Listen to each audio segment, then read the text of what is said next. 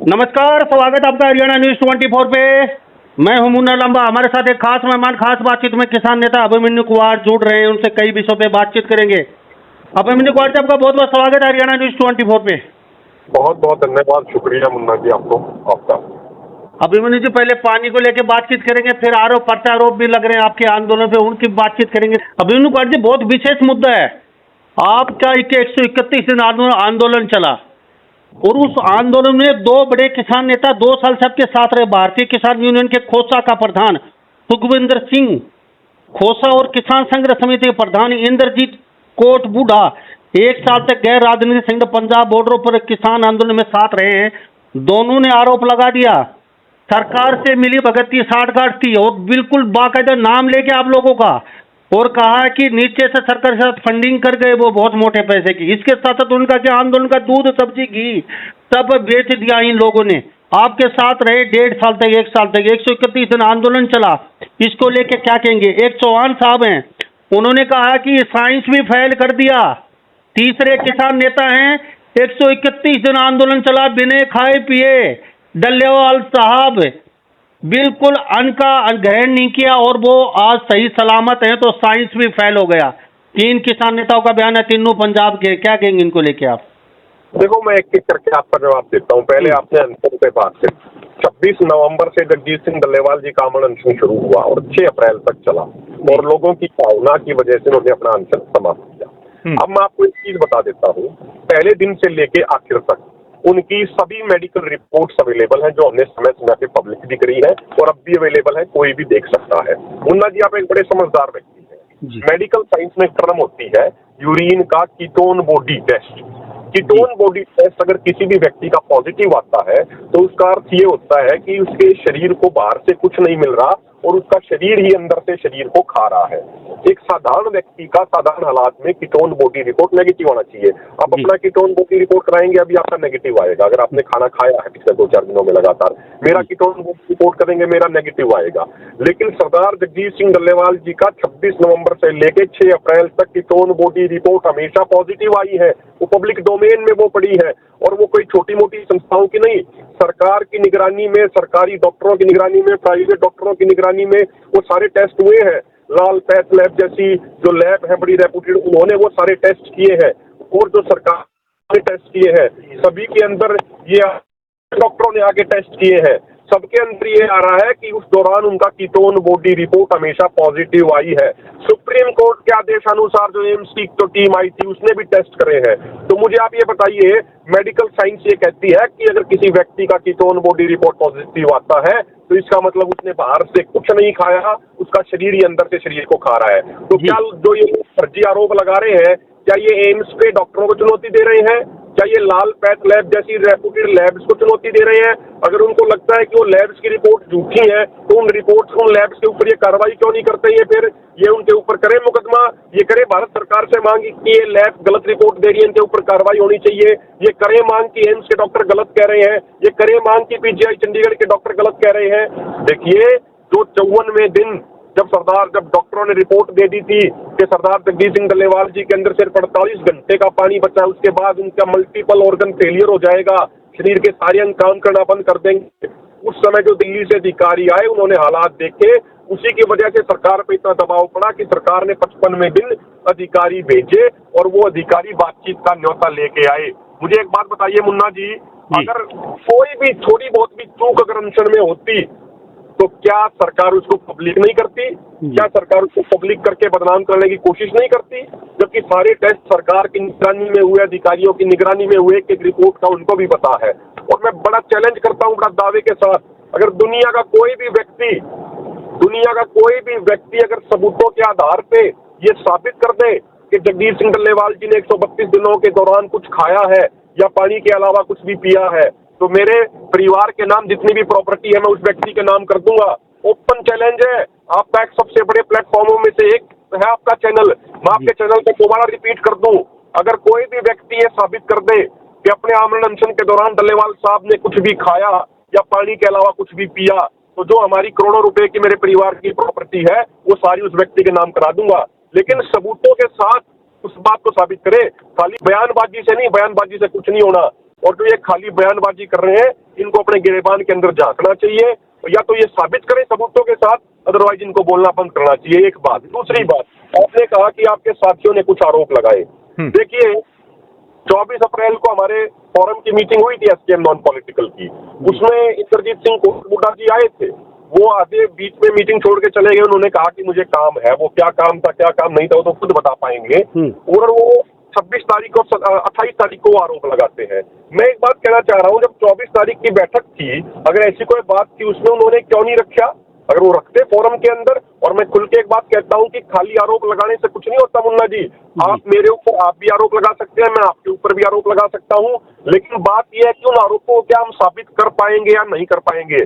आरोपों को साबित करने के लिए सबूत चाहिए, प्रूफ चाहिए, चाहे कोई ऑडियो की फॉर्म में सबूत हो, वीडियो की फॉर्म में सबूत हो, कोई अन्य डॉक्यूमेंट की फॉर्म में सबूत हो। खाली आरोप लगाने से कुछ नहीं होता, आरोपों को साबित करके दिखाइए। अगर कोई मीटिंग में आता है, अभी हमारी रिव्यू मीटिंग भी होगी एसकेएम नॉन पॉलिटिकल की और केएमएम की रिव्यू मीटिंग 25 मई को होगी। 25 मई को रिव्यू मीटिंग करने के बाद एक एक पैसे का हिसाब किताब, एक एक चीज का हिसाब किताब बाकायदा प्रेस कॉन्फ्रेंस करके पूरे देश के सामने रखेंगे। और मैं आपको भी आमंत्रित करता हूं कि जब वो प्रेस कॉन्फ्रेंस हो तो आप भी आइए चंडीगढ़ में। आपके भी जो सवाल होंगे सभी सवालों का जवाब दिया जाएगा। कोई भी व्यक्ति आना चाहता हो वो सवाल कर सकता है, उनके सवालों के जवाब दिए जाएंगे। महत्वपूर्ण बात यह है कि जब 24 तारीख को मीटिंग हुई, उस मीटिंग में उन्होंने कुछ नहीं रखा, फिर अचानक से ये बात कहां से आ गई? देखिए महत्वपूर्ण बात यह है कि 26 तारीख को केंद्र सरकार की तरफ से हमें पत्र आता है कि 4 मई को आपके साथ मीटिंग होगी। हमने 27 तारीख को केंद्र सरकार को दोबारा पत्र भेजा माननीय कृषि मंत्री शिवराज सिंह चौहान जी को कि भाई जो है 4 मई की बैठक हो, इस बैठक में पंजाब सरकार का कोई भी प्रतिनिधि नहीं होना चाहिए, क्योंकि पंजाब सरकार ने जिस तरीके से 19 मार्च को किसानों के ऊपर धोखे से हमला करके उनको गिरफ्तार करके जेल में भेज दिया, हमारे मोर्चों को हिंसात्मक ढंग से कुचलने का काम किया, तो ऐसी आम आदमी पार्टी सरकार के खिलाफ पूरे देश के किसानों में बहुत गुस्सा है और देश के किसान नहीं चाहते कि उस मीटिंग में पंजाब की आम आदमी पार्टी सरकार का कोई प्रतिनिधि बैठे। ये हमने 27 को चिट्ठी भेजी, उसके बाद अचानक से 28 को ऐसे साथियों की ये बयानबाजी आनी शुरू होगी। इसका क्या अर्थ निकाला जाए, इसके पीछे कौन है, इसकी भी जांच होनी चाहिए। और मैं दोबारा बात कहता हूं, जो ये दूध का कह रहे हैं और चीजों का कह रहे हैं, देखिए जब मोर्चा शुरू हुआ आसपास के गांव से काफी दूध आ जाता था मोर्चे पे, लेकिन धीरे धीरे दूध आना बंद हो गया। उसके बाद बाकायदा पूरे फोरम की मीटिंग होकर ये तय किया गया कि दिन अनुसार संगठनों की ड्यूटी लगेगी। सोमवार को एक संगठन ड्यूटी लाएगा, दूध लाएगा, मंगलवार को दूसरा संगठन दूध लाएगा, बुधवार को दूसरा संगठन दूध लाएगा। इस तरीके से ये सारी चीजें तय करी गई। हमारी भी ड्यूटी लगी हुई थी हमारे संगठन की, कोई 2.5 क्विंटल लाता था, कोई 3 क्विंटल लाता था, ताकि मोर्चे पे जो हजारों किसान मौजूद हैं उनको चाय के लिए दूध मुहैया हो सके, क्योंकि उन किसानों की जिम्मेदारी हमारी बढ़ती है। कोटमुंडा जी ने कहा कि नहीं भाई, इस अनुसार दिन अनुसार मैं दूध नहीं लाऊंगा, मेरा तो जितना अपने संगठन के लिए चाहिए होगा मैं तो डेली अपना ही ले आऊंगा। चलो वो उनका अधिकार है, वो अपना फैसला ले सकते हैं, उनका अपना संगठन है, कोई दिक्कत नहीं आई कभी भी।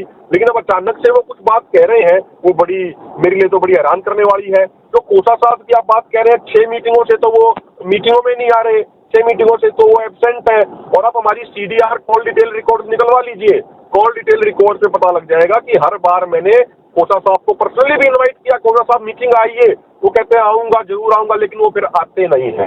तो इसीलिए मैं फिर कोई साथियों को कहूंगा, आप चिंता मत कीजिए, किसी भी व्यक्ति को चिंता करने की जरूरत नहीं है। अगर किसी के पास सबूत है, प्रूफ है, वो आए मीटिंग में सबूत और प्रूफ रखे। अगर किसी व्यक्ति के ऊपर आरोप साबित हो जाते हैं तो उसके खिलाफ सख्त से सख्त कार्रवाई करी जाएगी। और अभी जब रिव्यू मीटिंग होगी, रिव्यू मीटिंग में आके रखे वो बात, क्या दिक्कत है? और फिर हम बाकायदा प्रेस कॉन्फ्रेंस करेंगे, एक एक चीज का हिसाब किताब पहले दिया है, एक एक चीज का हिसाब किताब अब देंगे। और अंत में मैं ये जरूर कहूंगा मुन्ना जी, लोग कह रहे हैं भाई मोर्चा बेच दिया, मोर्चा छोड़ दिया। अरे हम तो जेल में रह के आए हैं, हमने तो सरकारों के जुल्म सहे हैं, हमारे ऊपर तो आज भी 10 से ज्यादा झूठे मुकदमे दर्ज हो रखे हैं। तो जो जेल में रह के आए, जो जुल्म सह रहे हैं, वो मोर्चा बेचते हैं या फिर जो जेल में गए ही नहीं, सवाल उनसे पूछे जाने चाहिए। आप एक बात बताइए, हमने तो जुल्म सहे हैं और किसी भी व्यक्ति का कोई सवाल हो, कोई भी व्यक्ति सवाल पूछ सकता है। बड़े पारदर्शी ढंग से आंदोलन लड़ा गया है और बड़ी ईमानदारी से आंदोलन लड़ा गया है और आगे भी आंदोलन जारी रहेगा। स्वरूप क्या होगा वो आने वाले समय में तय करेंगे, लेकिन आंदोलन को जीत तक जरूर लेके जाएंगे। और अंत में फिर ये कहूंगा, जिस दिन वो प्रेस कॉन्फ्रेंस होगी रिव्यू मीटिंग के बाद, एक एक चीज का हिसाब किताब रखा जाएगा। आप भी अपने सवालों से लैस होकर जरूर आइएगा, उसके लिए हम आपको सादर आमंत्रित आज ही करते हैं। जी, चलते चलते राकेश टिकैत के मुद्दे को क्या कहेंगे? आज ये जो जिस तरीके से ये पूरा प्रकरण हुआ है राकेश टिकैत के साथ, जो किसान नेता। लोकतंत्र में हिंसा के लिए कोई जगह नहीं है जी। हर व्यक्ति को अपनी बात कहने का अधिकार है, लेकिन वो संविधान के दायरे में, कानून के दायरे में कह के करनी चाहिए। जिस तरीके से कल उनके साथ बदतमीजी करी गई वो बिल्कुल निंदनीय है। उसकी जितनी आलोचना करी जाए उतनी आलोचना कम है, और लोकतंत्र में इस तरीके से कोई भी हिंसा या कोई भी बदतमीजी का कोई स्थान नहीं है। हमारी चंडीगढ़ में मीटिंग थी, हमारे एसकेएम नॉन पॉलिटिकल और केएमएम की बैठक थी। वो हमारा जो आंदोलन के विषय में बातचीत थी, वहाँ पे हम अपनी रणनीति बना रहे थे, और जब पत्रकार भाइयों ने पूछा तो हमारे दोनों मोर्चों का समझ बिल्कुल क्लियर है कि देश के सभी किसानों को सिंचाई के लिए नहरी पानी मिलना चाहिए। ये उनका अधिकार है, चाहे किसान हो, यूपी का किसान हो, मध्य प्रदेश का किसान हो, तमिलनाडु का किसान हो, सबको पानी मिलना चाहिए।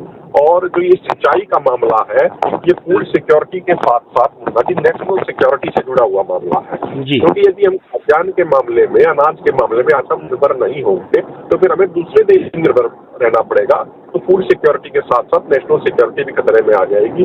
हमने ये कोविड के दौरान भी देखा, हमने यूक्रेन वॉर के दौरान ये चीज देख रहे हैं।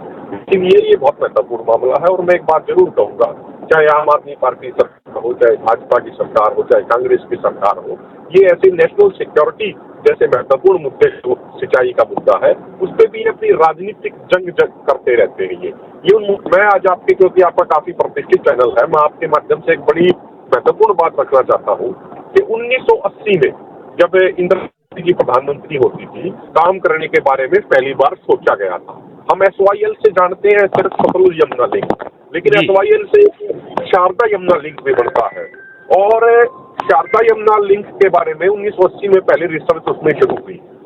भारत और नेपाल का जो बॉर्डर उत्तराखंड में पड़ता है, वहाँ पे एक नदी बहती है जिसको भारत में शारदा नदी बोलते हैं, नेपाल में काली नदी बोलते हैं। तो उसका बहाव काफी तेज है, पानी काफी है। तो 1980 में सर्वे करने शुरू हुए, और अभी जो लेटेस्ट रिपोर्ट है वो ये है कि 2021-22 तक उत्तर प्रदेश में तक ड्रोन से भी सर्वेक्षण हो चुका है, लेकिन 2-3 साल से फिर काम पे रोक लगाई गई है। अगर आप देखेंगे, शारदा यमुना लिंक उत्तराखंड से होते हुए उत्तर प्रदेश में आएगा, वहां से फिर हरियाणा में एंट्री करेगा, फिर राजस्थान से होते हुए फिर मध्य प्रदेश के कुछ 2-3 जिलों को छूते हुए वो गुजरात के साबरमती नदी में जाके मिल जाएगा।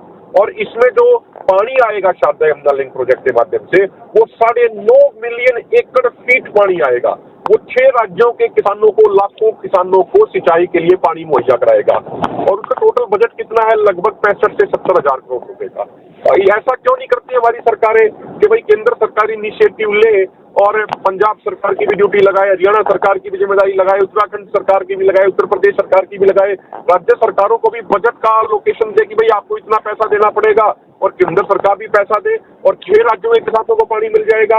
अभी आप देखेंगे कुछ समय पहले हमारी केंद्र सरकार ने जो बुंदेलखंड का एरिया है, बुंदेलखंड के एरिया में केन बेतवा प्रोजेक्ट शुरू किया। उसके लिए 45,000 करोड़ रुपया अलॉट किया बुंदेलखंड के किसानों को सिंचाई के लिए पानी देने के लिए, जो एक बहुत अच्छा कदम था। तो जब एक इलाके के किसानों के लिए 45,000 करोड़ रुपया खर्च किया जा सकता है, तो 6 राज्यों में किसानों को पानी मिले उसके लिए 75,000 करोड़ रुपया खर्च क्यों नहीं किया जा सकता? तो देश की एक तरीके से पूंजी होगी। एक बात। दूसरी बात, अभी सरकार ने एक फैसला लिया कि सिंधु जल समझौते को रद्द करने का काम किया, कि भाई पाकिस्तान के साथ सिंधु जल समझौता रद्द कर दिया। मैं आपके दर्शकों को थोड़ा बताना चाहता हूँ, ठीक है, सिंधु जल समझौता जिस समय हुआ था उस समय प्राकृतिक संसाधनों में जो पानी की मात्रा थी वो बहुत ज्यादा थी, अब वो काफी घट चुकी है। तो उस समझौते का निश्चित तौर पर दोबारा से विश्लेषण होना चाहिए, दोबारा से उसकी विवेचना होनी चाहिए, ये ठीक है। लेकिन एक और मैं आपको महत्वपूर्ण बात बताऊं मुन्ना जी, कि सिंधु जल समझौते के तहत 3 नदियों रावी, सतलुज, ब्यास का पूरा पानी इस्तेमाल करने का हक भारत को है। लेकिन आप जाके देखिए जो डैम बने हुए हैं, रावी, सतलुज, ब्यास का भी 20 से 25% पानी पाकिस्तान में जा रहा है। क्यों जा रहा है? क्योंकि जो वहाँ डैम बने हुए हैं वो डैम बड़ी जर्जर हालत में, उनमें से पानी लीक हो रहा है। ना तो कांग्रेस की सरकार ने उसमें ध्यान दिया, ना बीजेपी की सरकार ने ध्यान दिया। ये सिर्फ राजनीति करते हैं। हम कह रहे हैं कि जो 20 से 25% पानी रावी, सतलुज, ब्यास का पाकिस्तान में जा रहा है, जिसके ऊपर पूरे का पूरा हक भारत का है, वो भारत के किसानों को क्यों नहीं दे रहे आप देश के हर किसान को सिंचाई के लिए पानी मुहैया क्यों नहीं करा रहे हैं आप? तो इसीलिए मैं निवेदन करूंगा, चाहे भगवंत मान जी हो, चाहे नायब सिंह सैनी जी हो, या अन्य कोई पॉलिटिकल पार्टियों की सरकारें हो, ये सिंचाई जैसा मुद्दा नेशनल इंपॉर्टेंस का मुद्दा है, फूड सिक्योरिटी का मुद्दा है, और इसमें अपनी राजनीति करने की बजाय आप ये सुनिश्चित कीजिए कि देश के हर किसान को पानी मिले। और आप जो कह रहे हैं हमने मुद्दा नहीं उठाया, हमने तो कल भी पूरे प्रदेश में ज्ञापन दिए, हमने उस ज्ञापन में भी ये मांग रखी है कि भाई नहरी पानी नहीं मिल रहा, अभी खरीफ की फसलों की बुआई का सीजन शुरू हो चुका है, तो नहरी पानी हर किसान को दिया जाए। हमने तो कल भी ये मांग करी है। जी अभिमन्यु कुमार जी, ठीक है, आपने मांग की। हमारे साथ अभिमन्यु कुमार किसान नेता खास बातचीत में मौजूद हैं। अभिमन्यु कुमार जी, बड़ा भाई पंजाब और छोटा भाई हरियाणा, लेकिन बलबीर राज्यपाल का बयान आता है कि हिमाचल से दिल्ली पानी पैसे में खरीद रहा, आगे से पैसे में देंगे पानी हम। और बड़े बड़े जो किसान नेता हैं वो चुप्पी लगाए बैठे, भगतमान का साथ दे रहे हैं, कहते कि धान से पहले प्रदर्शन करेंगे, रेलवे ट्रैक जाम कर देंगे, सड़कें जाम कर देंगे अगर एक बूंद भी पानी हरियाणा को गया तो। ये छोटा और बड़ा भाई का मुद्दा कहाँ चलेगा अब? देखिए, जिस व्यक्ति की आप बात कर रहे हैं, जिस व्यक्ति का आपने नाम लिया कि वो किसान नेता है और उन्होंने ऐसा ऐसा बयान दिया, उनका आप इतिहास उठा के देखिए। जो 2020-21 का आंदोलन चला उसमें भी उन्होंने बहुत सारे गैर जरूरी बयान दिए। हरियाणा के नौजवानों के बारे में 26 जनवरी 2021 की घटना होने के बाद उन्होंने बहुत गैर जरूरी बयान दिए। तो उनका तो एक तरीके से ये रिकॉर्ड है, इस तरीके से वो बांटने वाली बातें करते हैं। तो वो क्या कह रहे हैं क्या नहीं कह रहे हैं, मुझे नहीं लगता कि मुझे उस पर कोई टिप्पणी करनी चाहिए। लेकिन किसी पंजाब के आपके जो डल्लेवाल साहब बड़े नेता, उनका बयान भी तो पक्ष में नहीं आया हरियाणा के। भाई चलो पानी मत दीजिए, लेकिन पक्ष में थोड़ा बहुत तो बीच बचाव का बात रास्ता। मेरी बात सुनिए आप एक बार। जिनकी आप पहले नाम ले रहे थे, जिनका आप, उन्होंने तो हमारे चलते आंदोलन के दौरान बहुत सारी गलत बयानबाजियां की। उन्होंने तो पॉलिटिकल पार्टियों की तरह कोई बात किसी व्यक्ति ने समझने के नाम पे मुझे फोन किया था, वो आधी अधूरी बात कट कॉपी पेस्ट करके गलत तरीके से ऑडियो वायरल करने का प्रयास किया। लेकिन जब सारी सच्चाई सामने आई, 13.5 मिनट की ऑडियो सामने आई, उसके बाद वो चुप हो गए। जब रिव्यू मीटिंग में एक मीटिंग हो रही थी एनालिसिस करने की, उस मीटिंग में वो आए भी नहीं तो उनसे सवाल पूछे जाते, तो उन्होंने इतनी कोशिश ही नहीं करी उन्होंने कि हमारे सवालों का वो सामना करते। जहाँ तक बात आपने डल्लेवाल साहब की कही या पंदेर साहब की कही, आज आप उनके स्टेटमेंट निकाल के देख लीजिए। उन्होंने तो स्पष्ट कहा है कि देश के हर किसान को सिंचाई के लिए नहरी पानी मिले और शारदा यमुना लिंक प्रोजेक्ट पे काम किया जाना चाहिए। और जो ये रावी सतलुज ब्यास का 25 से 30% पानी पाकिस्तान में जा रहा है, जिसके ऊपर पूरा हक भारत का है, वो भारत के किसानों को मिलना चाहिए। पंजाब के किसानों को, हरियाणा के किसानों को, यूपी के किसानों को, एमपी के किसानों को। अभी निकाल के देखिए ना स्टेटमेंट। उन्होंने तो स्पष्ट कहा कि ऐसे मुद्दों पे ये राजनीति करना बंद करना चाहिए, चाहे भगवंत सिंह मान राजनीति कर रहे हो, चाहे नायब सिंह सैनी राजनीति कर रहे हो, या कोई कांग्रेस का नेता राजनीति कर रहा हो, वो राजनीति बंद होनी चाहिए। आप उनके बयान निकाल के देखिए, उन्होंने तो हमेशा भाईचारे की बात करी है। बहुत बहुत धन्यवाद अभिमन्यु कुमार जी, हरियाणा न्यूज 24 पे आए आपका कीमती समय दिया। हमारे साथ ये किसान नेता अभिमन्यु कुमार खास बातचीत में बने हुए। आप अभिमन्यु कुमार की बातों से कितने सहमत हैं और क्या सोचते हैं इनके बारे में, अपनी राय जरूर दे दीजिए। सभी इन बातों के साथ मैं मुन्ना लंबा, हरियाणा न्यूज 24। नमस्कार, जय हिंद।